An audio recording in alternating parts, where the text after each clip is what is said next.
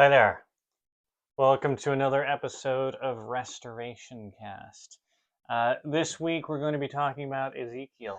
Ezekiel. Ezekiel. Mm-hmm. You know, there are several books in the Bible that are odd, It's true. and Ezekiel is right near the top of the list. In fact, there's some things in Ezekiel that are more odd than Revelation. Yes. Yeah. Yeah, and the story we're going to talk about tonight is pretty odd. Pretty odd. But I don't know that it's actually top of the list odd. Oh, yeah? Yeah, I mean, maybe. They're like wheels. Ezekiel saw wheels in the sky or something. That's pretty odd. That's true. That's not what we're talking Not about. doing that one? No. I assume we're going to have something to do with parchment. Yes. Well, it would have been vellum, but yeah. Vellum.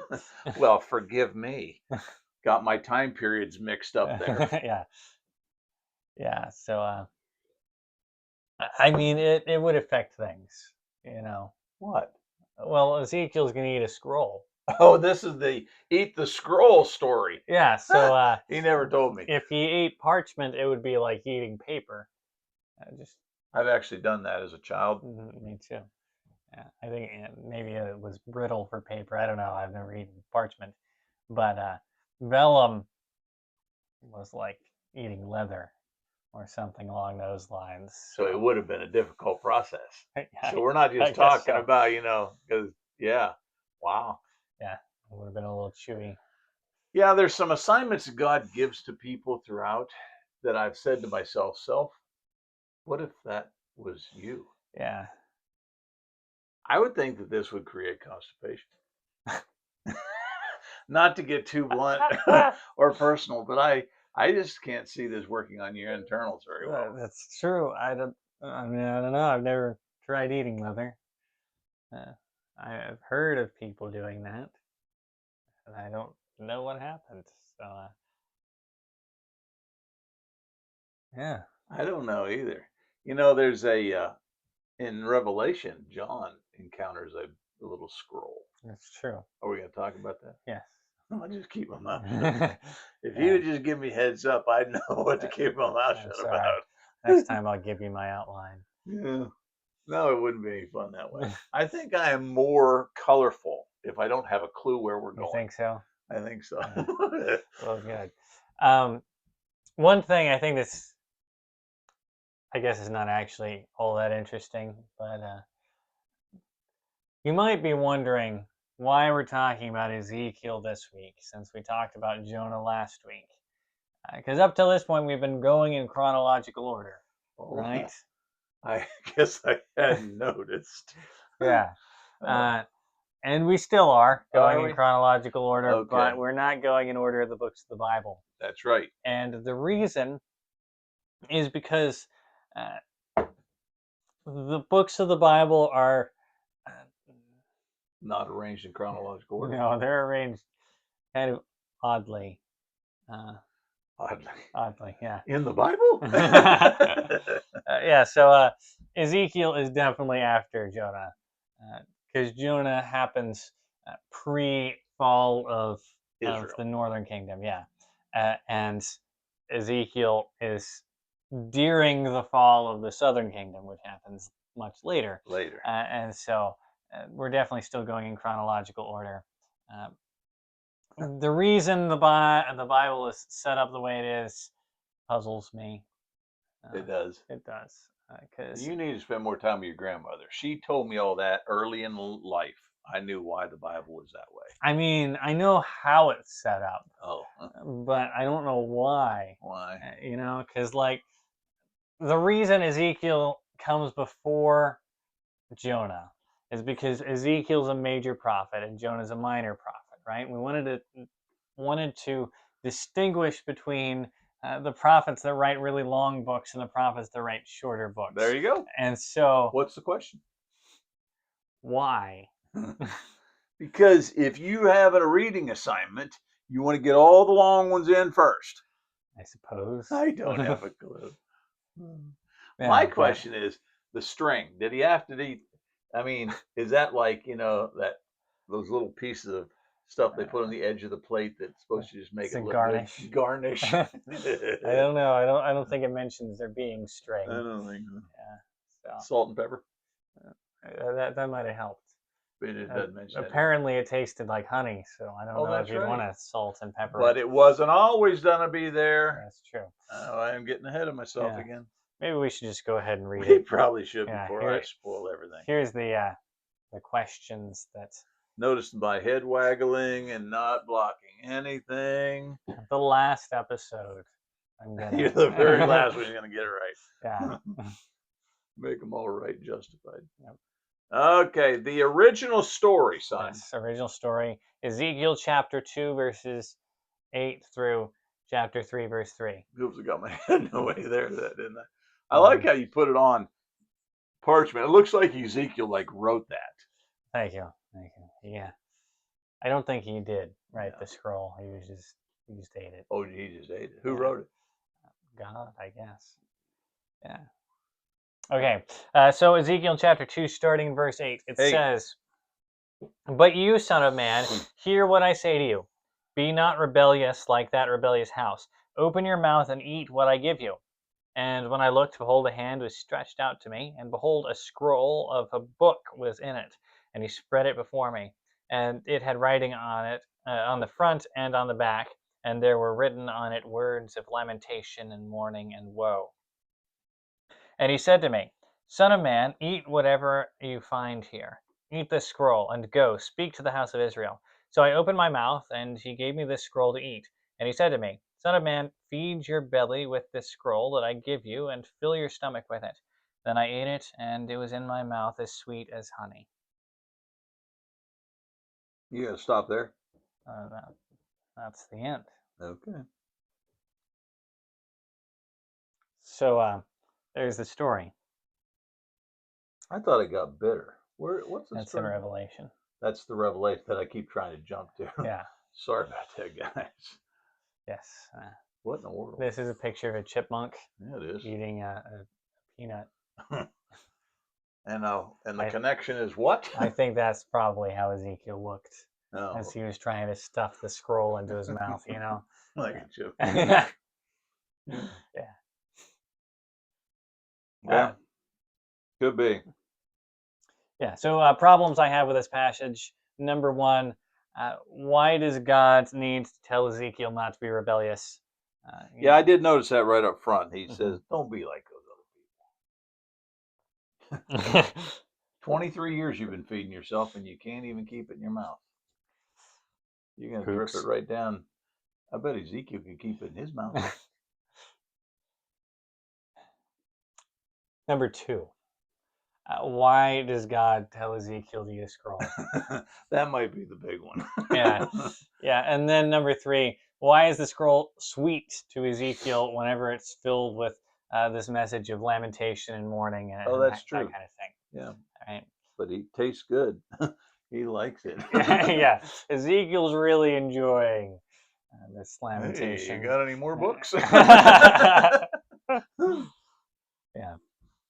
All right. So problem number one. Let's go with the first problem, son. Why does God tell Ezekiel not to be rebellious? Don't you be rebellious. And I don't think that God is telling Ezekiel this because Ezekiel is rebellious. Oh, yeah? Just to clarify. Yeah, I mean, there seems to be kind of this depiction of Ezekiel, and he's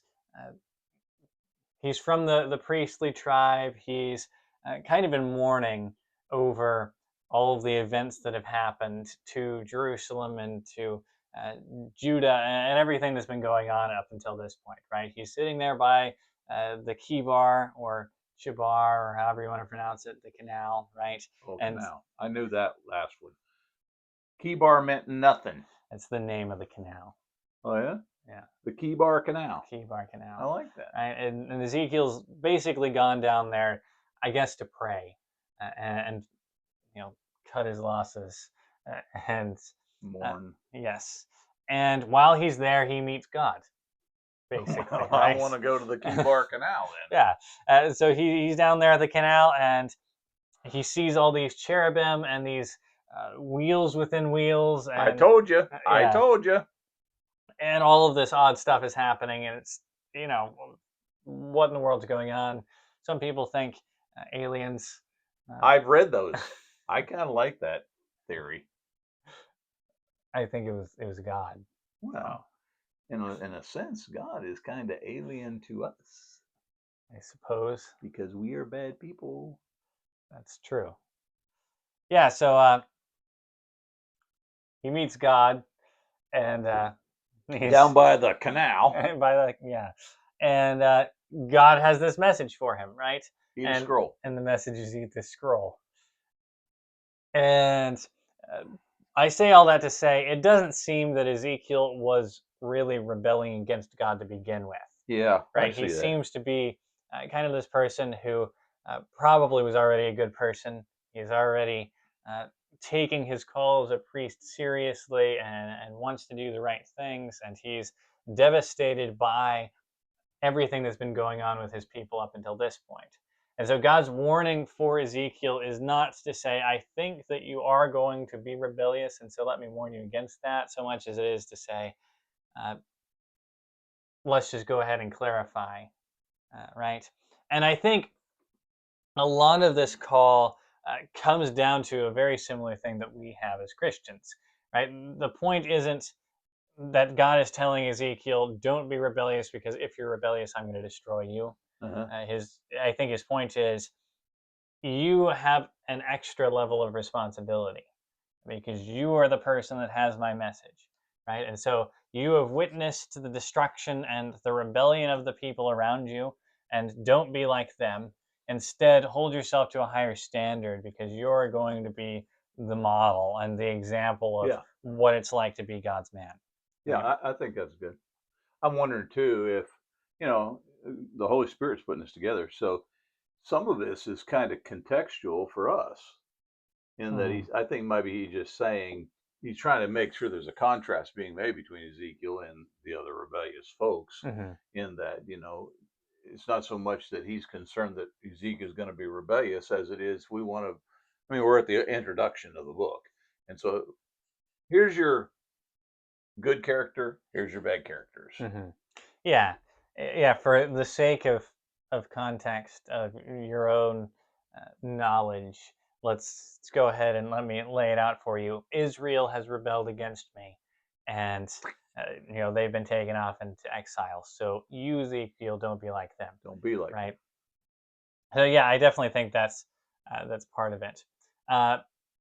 In public speaking circles, there are these three ideas uh, that you're supposed to have. Um, they're all three Greek words. Okay, you're supposed to have pathos, logos. That's a word. I know that one. and ethos. Right. That's ethics. Yes. Yeah. Exactly. So basically, what that is to say is to be a good presenter, a good public speaker, you have to, number one, be someone who is able to persuade people. Right? Pathos. Pathos comes from a Greek word that means I persuade, right? I persuade, you persuade, we persuade, they persuade. Yeah, exactly. So the idea is, in order to be a good public speaker, you have to be a good public speaker, basically, which is not very helpful. But I mean, that I guess is an aspect of it. I've actually heard public speakers who are not very persuasive. In fact, I've fallen asleep in some classes of public speakers. So they had no pathos. No, exactly. So it is possible to be a public speaker and not be a public speaker. Yeah, exactly. And so if you want to be good at public speaking, the first thing you have to develop is charisma or pathos, right? I like charisma. That's kind of like color. I see. That's what I do on this side of the table. Yeah, exactly. The second thing is you have to have logic, which is logos. Logos. So you have to be able to say things, number one. Then number two, you have to have something to say. Like you've got number one, number two, number three. You're putting them in an order so that they are logic. Yes, yeah, exactly. And so every good public speaker has to be able not only to present things well, but they also have to actually have something to present. So you've got me as the pathos. You as the logos. Uh-huh. Now, which one of us is going to be the ethos? Hopefully both. Okay. But yeah, that's the third idea, right? Is not enough to just present things well. It's not even enough to have good ideas. That's right. But also you have to live out the things that you're talking about. Don't right? be a hypocrite. If you want people to listen to you, then you have to provide them with an example of it in your own life, right? And so, in order to be good at ministry, you have to have those three uh, aspects of your life as well, right? You have to be good at persuading people. You have to have this ability to talk to people and convince them of your ideas. Pathos. And I think everybody has that to some degree. Yeah, exactly. I think a lot of times the problems that we have are not that we don't have charisma, but that we're in the wrong crowds, right? Yeah, yeah. And so good point. there are people that you have the ability to persuade, right? There are Yeah. people that listen to your ideas, and you have to go to those people and find them, and you have pathos with them. Logos, you got to have logic, right? You have to know what you're talking about with regards to these things. Know the gospel. You have to know it in order to actually present it to somebody. And then number three, if you're not living it out yourself, then why should anybody listen to you, right? If you can't say this is genuinely good news for me, then why should anybody else think that it's good news at all? That's a good point. Right? I'll give you an example. Okay. I do a lot of debating online, and I got this one guy. He's a Catholic, and he is very rude and condescending, and not very capable in. He has no pathos. Okay, other than I guess if being mean and ornery is your charisma, then he's got that. Okay, logically, he doesn't have any logic except to fall back on what other people say. And there's nothing original with him. What was the other? Ethics. Ethos. He actually has used profanity in our conversations in expressing himself. And I've kind of responded to him by saying, you undercut yourself. You don't have any credibility because you don't have the big three. Which I didn't say that because I didn't even know about the big three till tonight. But now that you say that, I'm thinking to myself, that's true. A lot of people do that. Like every once in a while, I have somebody who come out and say, "That's a dumb comment." That's their entire response to what I put together this lesson, and they'll say, "That was a dumb lesson." Maybe it was, maybe it wasn't, but who are you to say? They have no credibility, which I believe is that ethos thing. Yeah, exactly. And to that point, that's what God is directing Ezekiel to have. To have ethos. Right? In fact, I think kind of what you can see is throughout this whole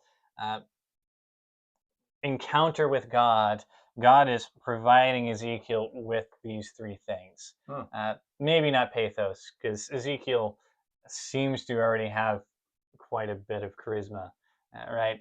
You read the book, and I mean, Ezekiel is probably the most dramatic and charismatic of the prophets. He's the one that's going to go out and cut his hair and in front of people. He built a scale model of Jerusalem, and then he besieges it, and he's. I like this guy. Yeah, he's the charismatic one, the one that's using object lessons and that kind of thing. So he seems to already have that. Is he the one who lays on his side for a long time and then I don't know. Yes. God says go. It's like a long time. Yeah, I think it's a year. But we won't talk about that right now. That could be another in the Bible. Yeah. But right now, let's stay with Ezekiel on your topic. Yeah. So he's got his own pathos. Yeah, he seems to already have kind of developed that.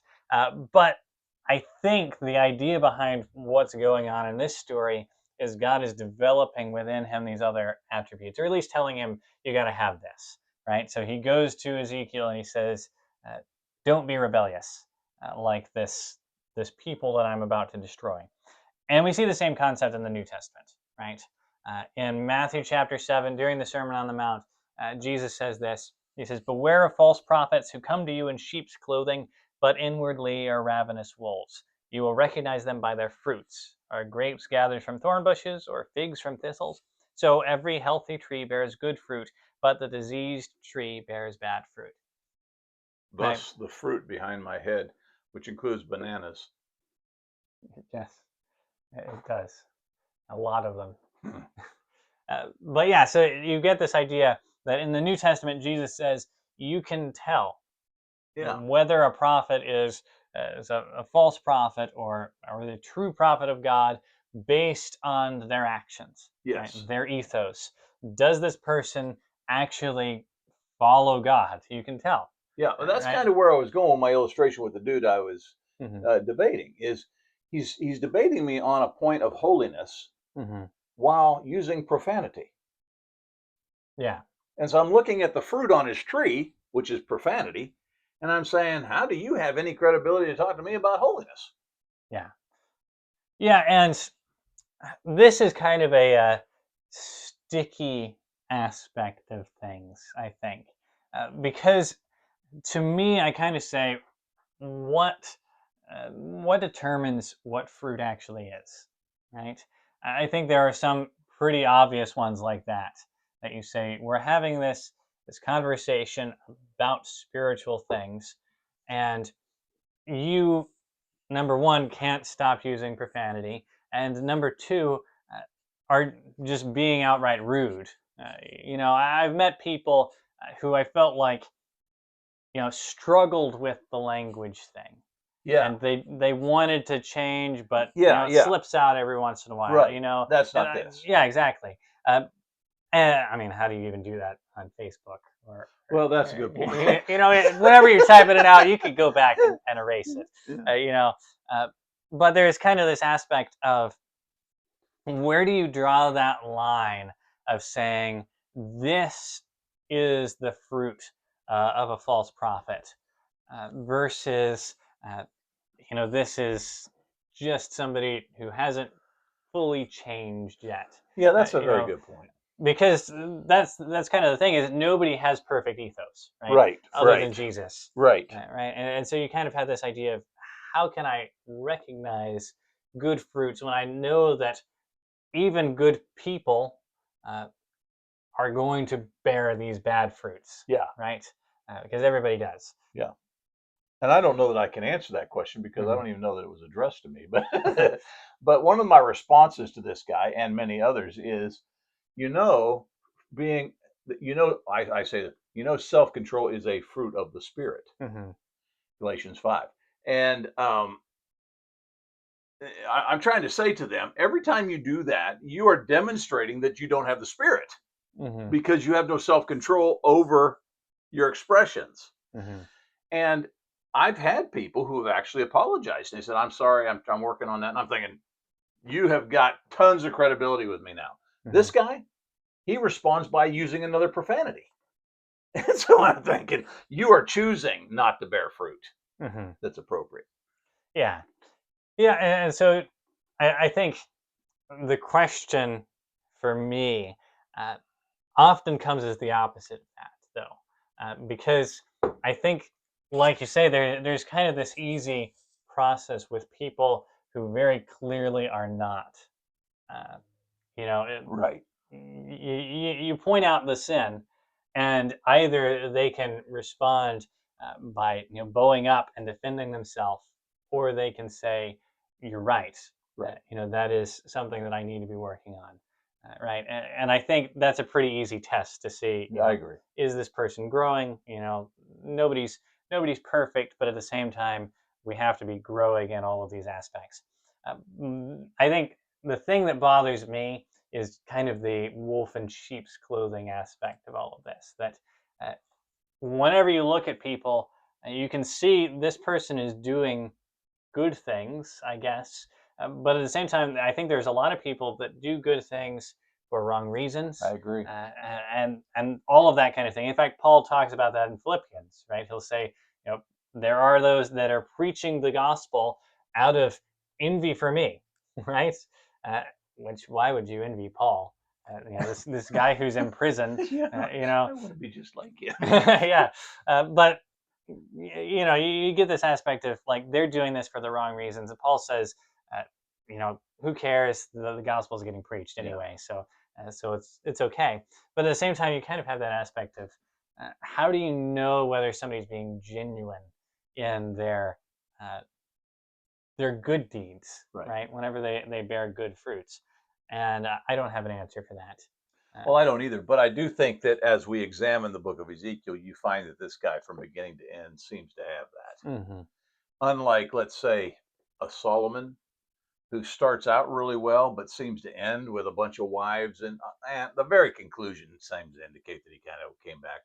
But you have people like that who they start off really well, only to digress into, and that wolf in sheep's clothing comment. I feel like that some of these people they try to get into the conversation by looking good so that they can disrupt the conversation. Mm-hmm. And that's the wolf in sleep. I'm about to burn up. Are you? You got that hot sweater over there and everything. You guys can't tell it, but I've just opened a door over here, right into the outdoors. So we may have a lion or a zebra come in here in a minute. Yeah. Right here in we got rural so many Arkansas. in rural northeast Arkansas. I'm sorry to interrupt with That's that. okay. That's my job. I'm brevity. Mm-hmm. Problem number 2. Why does God ask Ezekiel to eat a scroll at all? I know.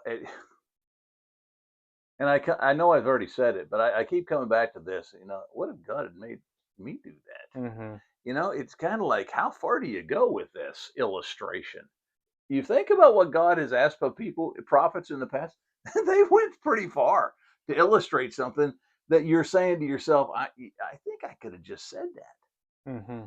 And then you got your Jonahs, who had the shortest sermon in history, doing practically nothing except sitting up there on the hill watching, and they have crazy good results. And bless his heart, Ezekiel, my man.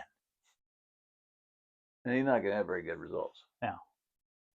No, he's not. And so, what's with the scroll, son? I think it's a metaphor. Oh yeah. Yes. So when do we get to John?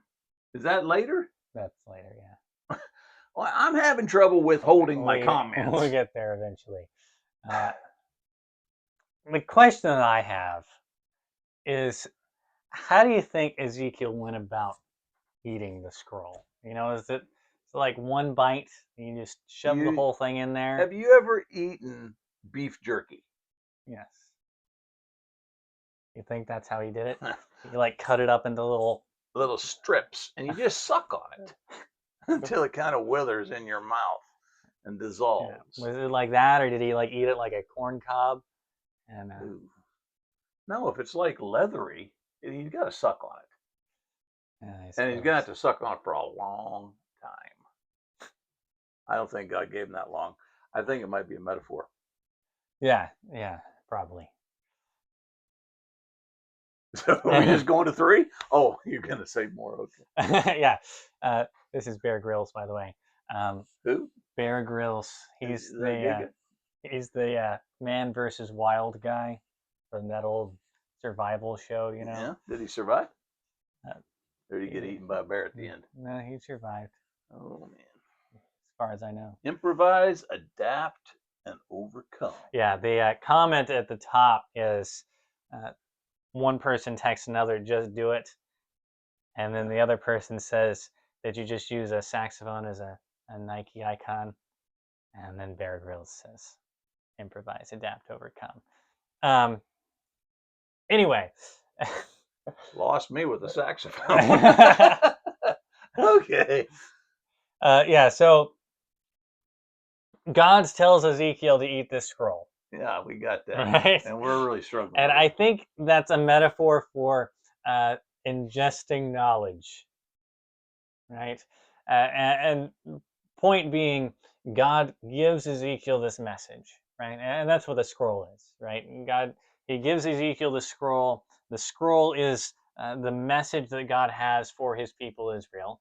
And then God says, okay, Ezekiel, I want you to eat it. So this is right? the logos. Yes. Yeah, exactly. Uh, so he says, I want you to develop this knowledge, this logic that you're going to need to persuade people to follow me. Not that he'll actually be able to do it, you know. I know that's the thing. Yeah, but I'm going to give you an assignment you can't complete, but just go ahead and do it. yeah, exactly. And I think this brings up an interesting aspect of uh, knowledge and logic and that kind of thing, which is the idea of digestion, right? That I mean, we even were kind of referring to it just now with our talks of beef jerky and that kind of thing. But I think the idea here is God gives Ezekiel this assignment of don't just uh, put this in your mouth, right? Uh, don't just say the things that I want you to say. Actually internalize them, right? Don't just read my words. Don't just study. Actually, I want you to understand the things that I have to say. That's good. And the thing about that is it takes time, Yes. right? So maybe he did suck on it a while. Maybe he did. Yeah. But we get this passage, 1 Peter 3:15, that we quote a lot, right? Right. In your hearts, honor Christ. The Lord is holy, always being prepared to make a defense to anyone who asks you for a reason for the hope that is in you, yet do it with gentleness and respect, right? So we have this idea in the New Testament that we are supposed to be people who always have a defense uh, for the gospel, basically. Logos, logic. Yeah, exactly. We're 2 supposed to. Corinthians chapter 10. What does that say? It tells us that we disarm arguments Mm. and every lofty opinion set up against God because we fight with spiritual weaponry. Yeah, exactly. So the idea is that we're people who are supposed to have this logic, this logos developed within us, so that we are able uh, to disarm those arguments. Right? Amen. We are prepared to be people who can give a defense of the gospel if need be. And so you have this idea uh, that I think that's basically what Ezekiel is being called to do. Yeah. Is God is telling him, here are my words, right? Here is your preparation. I want you to digest this, right? Internalize my words so that you can now go out and preach to the people and tell them the things that I say so that you can defend my message. Good. Right? That's the idea behind all of this.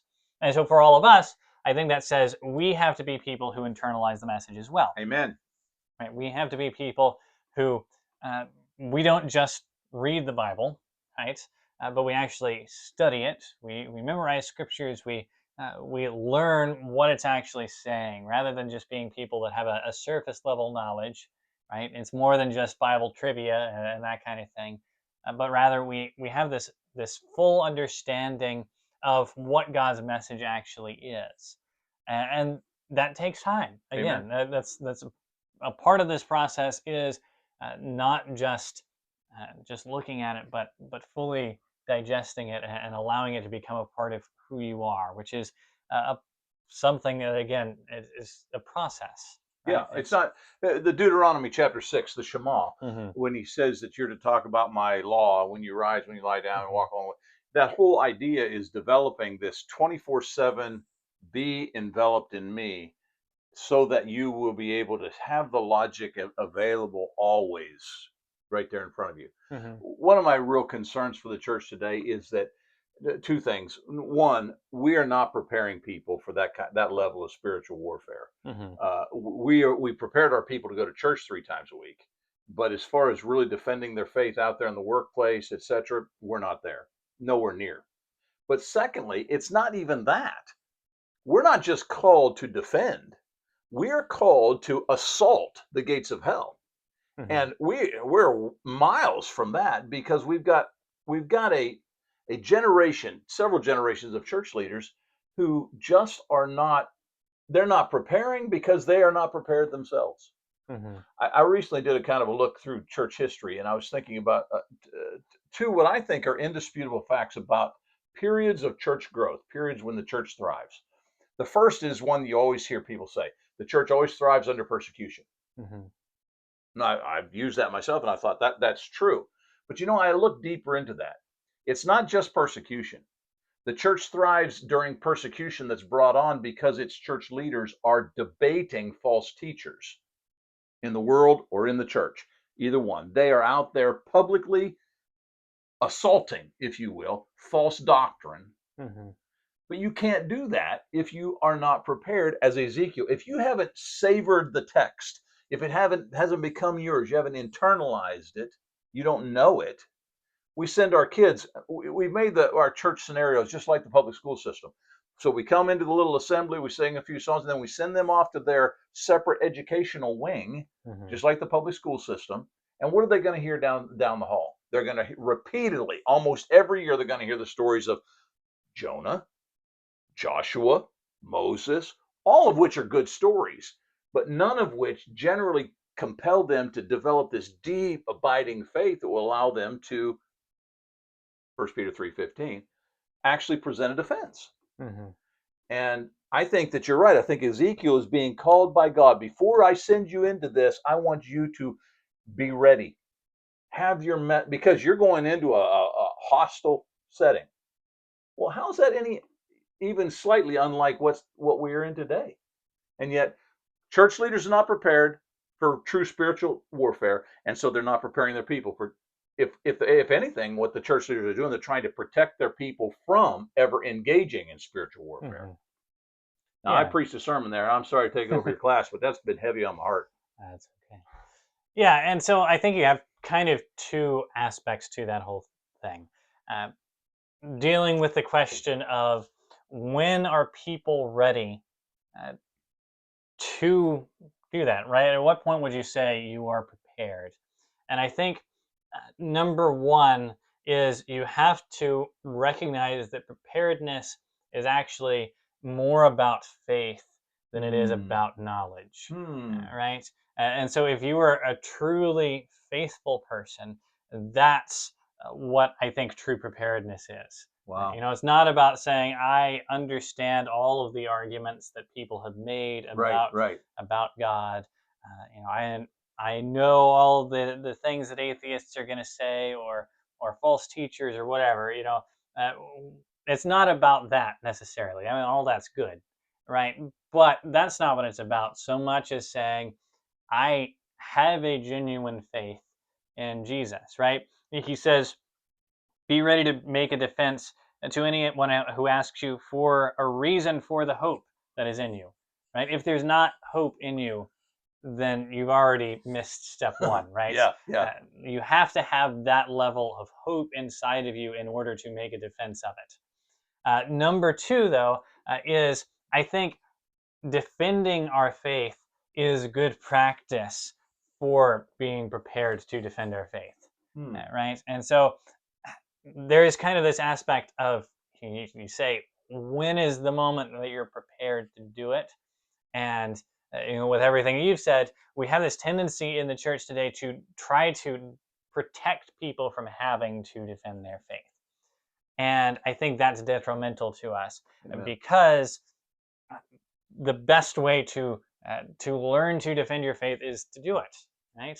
It's the use it or lose it aspect of things, that if you don't defend your faith, then you're never going to know how to do it, regardless of how much time you spend studying and trying to figure out all of these things. Regardless of how much time you spend reading your Bible, you're never going to be able to defend your faith until you actually go and start doing it, right?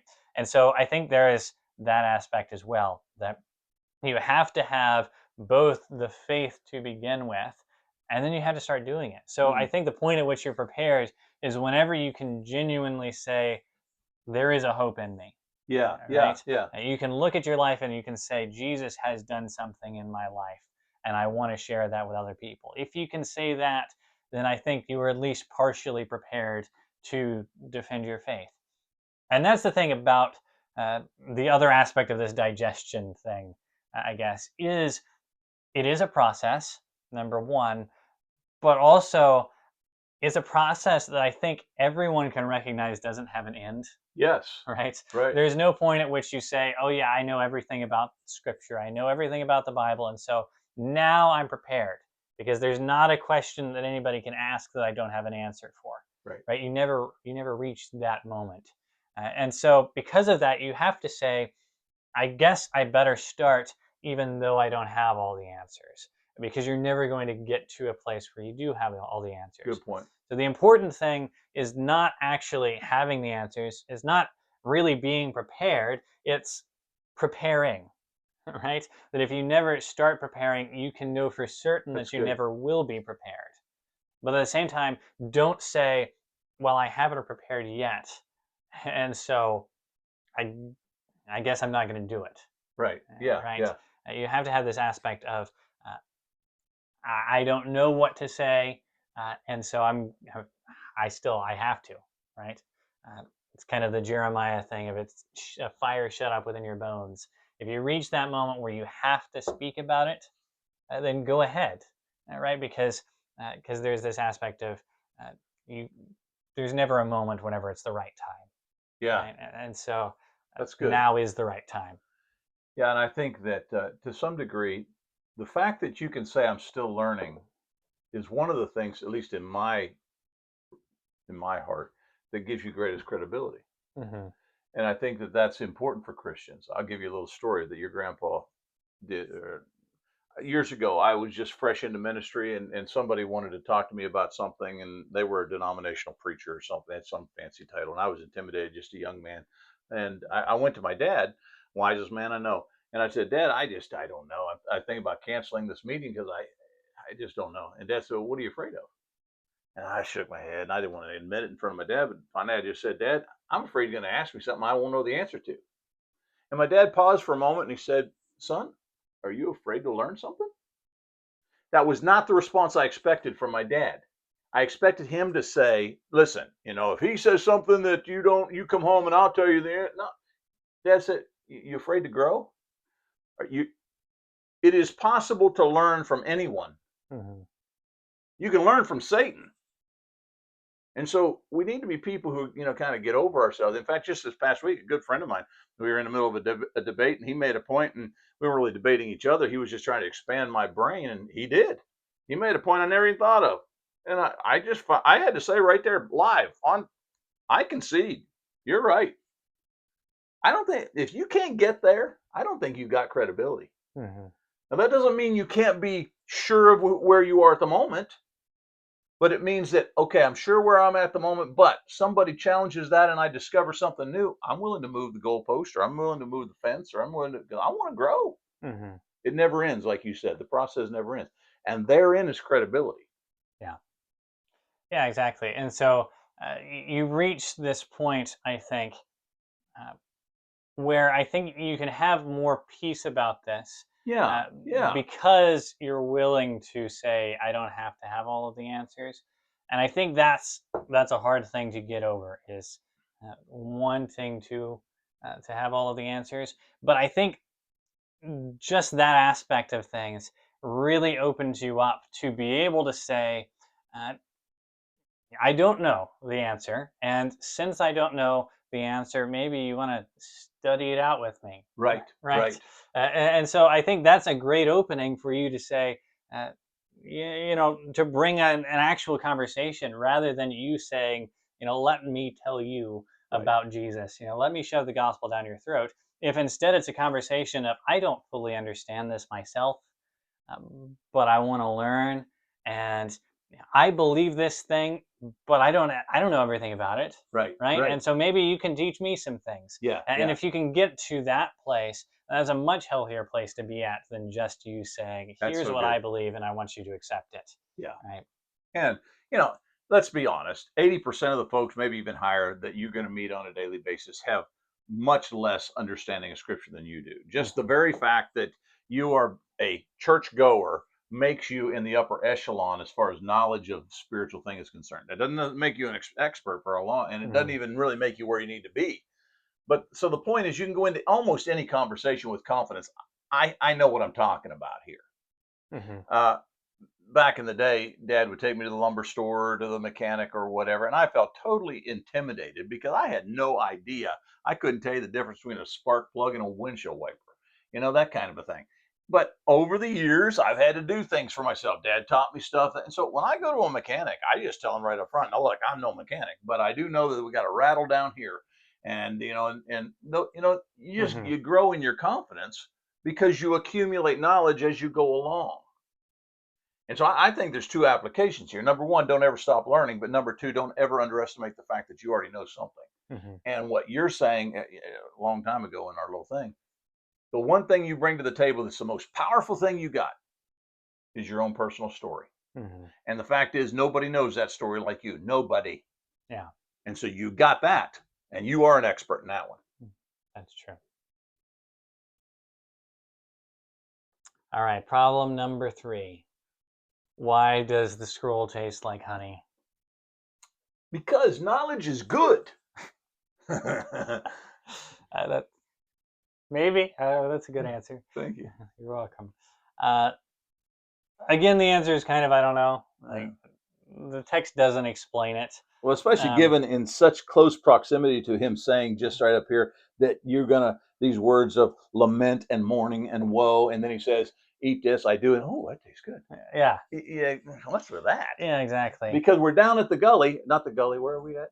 The canal. The canal. We're down at the canal because we are in mourning over what's happening, and Uh-huh. so God says, "Yeah, it's really bad. So eat this scroll." Ooh, Yeah. that's good. Oh, that's good. All right, so now you explain it to me. Yeah. So this is where we're going to go to Revelation. Finally. You're welcome. Yeah, because here's the thing. In Revelation, it doesn't do what it does in Ezekiel. Yeah. Here I am. I'm going ahead again. Yeah. So Revelation chapter 10, verses 8 through 11. This is probably the most similar passage in the whole Bible to this passage in Ezekiel, Yeah. right? Basically, the same thing happens to John.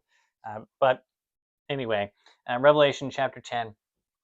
Then the voice that I heard from heaven spoke to me again, saying, "Go, take the scroll that is open in the hand of the angel who is standing on the sea and on the land." So I went to the angel and told him to give me the little scroll. And he said to me, "Take and eat it. It will make your stomach bitter, but in your mouth it will be sweet as honey." And I took the little scroll from the hand of the angel and ate it. It was sweet as honey in my mouth, but when I had eaten it, my stomach was made bitter. And I was told, "You must again prophesy about many peoples and nations and languages and kings."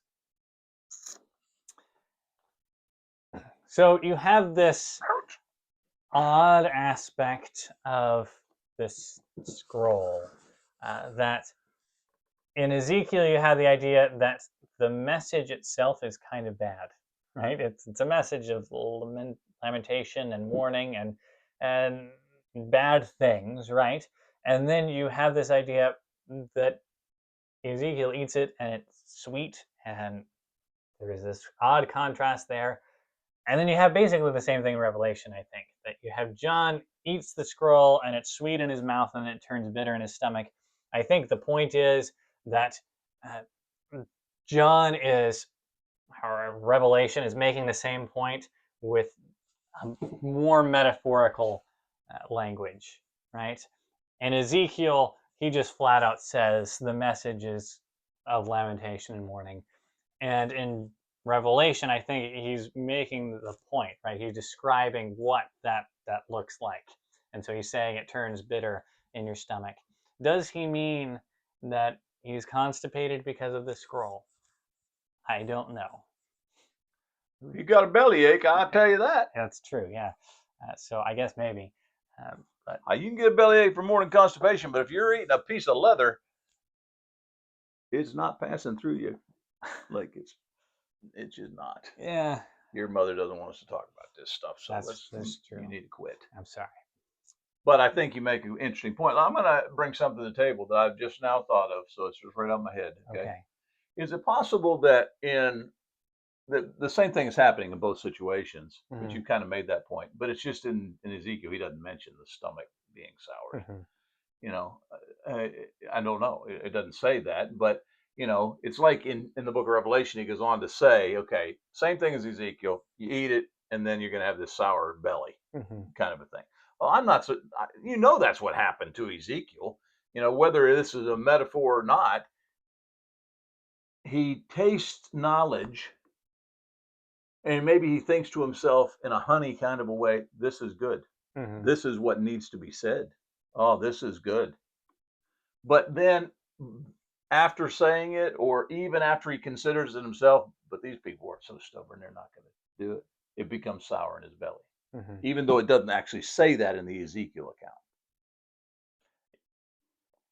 Yeah, I mean, that could be. I don't really know.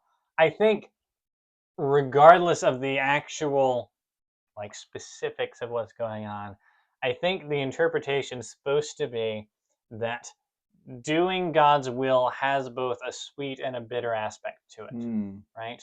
And that it is sweet to be able to do God's will. Amen. But at the same time, there's a lot of hardship that Oh goes into yeah, that, right? yeah, yeah, yeah, And so I think you're right. I think part of this is Ezekiel saying, this is a good message, right? It is good for me to present this message because this is the truth. And yet at the same time, I know nobody's going to listen to it, right? And that's bitter, right? yeah, yeah, That's not a good aspect of this. yeah. And so I think that's really the message to this whole thing is that there's a dual aspect. Every time you do God's will, there's a dual aspect. And we want it to be a totally positive thing, Right. right? That if if God is calling me to do this, then you would think he would be able to work it out in such a way so that everybody wins. And that's just not how it happens most of the time, Yeah. right? In most cases, instead what happens is you go and you present the message and everybody who is willing to accept it wins, right? In fact, even sometimes it's less than that, right? Everybody who's willing to accept it will win at some point in the future. But there's still this aspect of suffering for those that follow God's will, and there's this aspect of suffering for those that don't, Hmm. right? Maybe not in this life, but at the same time, there is this aspect of suffering, and so you have uh, this idea constantly of there is there are both of these aspects to doing God's will. And don't you think that, especially in the American church today, that we have been passionate about keeping it on the honey side. Hmm. We just don't want to go the other side. And so we've even gone so far. We've practically made our worship services into entertainment moments. You think about the way we sit, it's kind of stadium seating, facing the stage where the production is supposed to happen, kind of a thing. We've just gone out of our way to try to avoid the sour stomach. Hmm. Just give me the honey. And I think that when you don't recognize that there's both sides to it, you're not going to truly be evangelistic. And there's where you find the church today. We're not growing. We're going backwards because we're just not willing to accept the whole assignment of God. Hmm. Yeah. Yeah. And so what you see is there's an aspect to, I think, all uh, all ministry that is sweet, and an aspect to ministry that is lamentation and mourning, Yeah. right? And you see this in 1 Corinthians chapter 1. Paul says, "The word of the cross is folly to those who are perishing, but to us who are being saved, it is the power of God." Yeah. Right? And so we look at the gospel, and to us, it's the power of God, right? It is sweet. It is this thing that we want to have, and we want it so much we give up anything for it, right? Yeah. That's the idea of being a Christian is you are willing to give up anything because God is so much better. And yet to those that are perishing, it's foolishness. It's a Yeah. bad thing, right? Yeah. Just this Bas- past week, I posted a thing about the leaves of the fall. Mhm. Very positive post about how God's obvious in the leaves and the changing leaves. I had all kinds of atheists who were on there, and they were mean spirited in what they said, and all of these kind of things. And some of them actually made fun of it because it's folly to them. The Mhm. idea that there's a God who created the leaves on the tree, that it's folly, just as the passage says. To you and me, we look at that tree and we are in awe and we worship. to them, they look at that tree and they are full of rebellious, I don't know, jeering. Mm-hmm. And there's going to be both sides, like you say, with regards to ministry. Yeah. Yeah. And so, kind of what you see is the good news, the gospel is only actually good to some people, That's true. right? And it's not because there are certain people that are barred from it. It's not because the gospel is actually bad, but rather it's because there are those people that look at the gospel and they reject it. Right. And to them, rather than being good news, it becomes bad news. Right. Right. And so, to us, what we kind of see is there are these two aspects uh, to presenting the gospel, to being in ministry, because on the one hand, we recognize the good news is good for us, right? It is good to be a person who does the will of God. The ability to do God's will is in and of itself a blessing. And yet, we also recognize this aspect of there are people for whom the gospel is bad news, right? And so we don't simply sit around with this sweet aspect, this honey on our mouth, thinking, this is good for me. But we also have this aspect of mourning, because there are people in this world who are never going to be able to receive the gospel, right? Because they are rejecting the very good news of God. Yeah. Right. And so to them, the thing that we're doing is a curse rather than a blessing. Yeah. And I think that's part of what Jesus means in the Beatitudes whenever he says, "Blessed are those who mourn." Right. He, I think, does mean those that mourn death and loss, and those that mourn their own personal sins. I think he also means those that look into the world and they recognize how terrible it is. They recognize the suffering that people are going through. They recognize that the gospel is not good news for everyone, and they mourn that. Yeah. Yeah. I think that you judge yourself and you try to grow and be immature and those kind of things. And I'm not saying that I'm there, but one of the levels of maturity that I have reached within the last several years as I do all this debating is I've gotten to a point where I can go to bed after debating somebody hot and heavy all day long. I can go to bed really frustrated with them, angry even. But after settling down and thinking and praying, and I get to thinking, man, they're lost. God, what's going to happen to that? And I get to a place where I move from being angry to mourning their condition. Again, I'm not there yet, but I feel like that's a move towards maturity, because I think it's good to have righteous indignation. I think it's good to be upset at people who are teaching false doctrine. But at the same time, it's also good to really grieve over the fact that that person exists in that state, and what's coming for them eventually. And until we as ministers can get there, I'm not. I think we're either constantly preaching something that gets us praise at the back of the room, or we're constantly preaching something that's going to get us rejected just because we like controversy.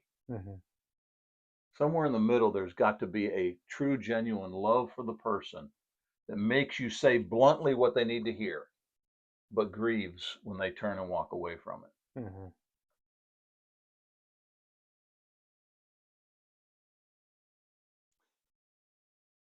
There are your questions again.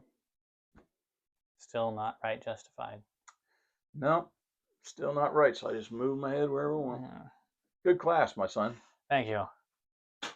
Don't forget to keep in touch with us. But not via a scroll. It probably would not make it through the postal service. Probably not, but you can try.